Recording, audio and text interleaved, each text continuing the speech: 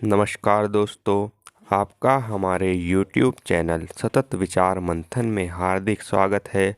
यदि आपको हमारे यह वीडियोस अच्छे लगते हैं तो इन्हें लाइक करें, शेयर करें, चैनल को सब्सक्राइब करें और बेल आइकन को प्रेस करें ताकि आने वाले वीडियोस के नोटिफिकेशन आपको समय पर मिल सकें। गांधार नरेश अपनी योजना की तथाकथित सफलता से फूले नहीं समा रहे थे तथा कौरव भी प्रसन्न थे। तभी कांपिल्य देश का राजदूत हस्तिनापुर में प्रवेश करता है।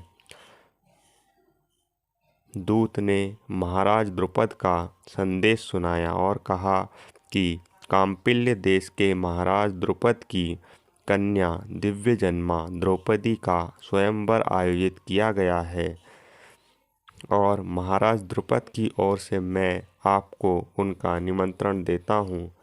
तभी सभी सभासदों ने आश्चर्य भरी दृष्टि से देखा और कहा कि ये दिव्य कन्या कौन है? हमें तो इसकी कोई सूचना ही नहीं है। और जैसे एक दूसरे से पूछने की कोशिश कर रहे हो कि यह कन्या कौन है। यह महाराज द्रुपद के हठ का परिणाम था। महाराज द्रुपद और द्रोणाचार्य गुरुकुल के मित्र थे। दोनों की मित्रता मानो पानी और मछली की तरह थी। यहाँ तक कि महाराज द्रुपद ने अपने राज्य का आधा भाग द्रोणाचार्य जी को देने का वचन भी दे दिया था। परंतु समय बलवान होता है। काल के प्रभाव से महाराज द्रुपद की बुद्धि में लालच घर घर कर गया और उन्होंने अपने राज्य का आधा हिस्सा देने से मना कर दिया। तब द्रोणाचार्य ने इससे अपना अपमान समझ वहाँ से चले गए। परंतु दोनों मित्रों में शत्रुता की नींव तो पड़ ही चुकी थी। ये घटना आज भी हमारे जीवन में चरितार्थ हो जाती है। आज भी दो घनिष्ठ मित्रों को धन के लालच में लड़ते मरते और दुश्मनी निकालते देखा जा सकता है। इसमें कोई आश्चर्य तो नहीं है। इधर द्रोणाचार्य को हस्तिनापुर के युवराजों की धनुर्विद्या का प्रशिक्षण देने का अवसर मिल गया। अर्जुन की शिक्षा पूर्ण होने पर द्रोणाचार्य ने उसे दुनिया के सर्वश्रेष्ठ धनुर्धर होने का आशीर्वाद दे दिया। नियम के अनुसार अर्जुन ने गुरुजी से अपनी गुरु दक्षिणा मांगने के लिए कहा। तब ब्राह्मण होते हुए भी अपनी मर्यादा को छोड़ द्रोणाचार्य जी ने द्रुपद का राज्य मांग लिया। वचन के अनुसार अर्जुन ने कांपिल्य देश को जीत लिया और अपनी गुरु दक्षिणा दे दी। यह द्रोणाचार्य का प्रतिशोध था या लोभ? उसने ही महाराज द्रुपद के मन में आग सी लगा दी थी।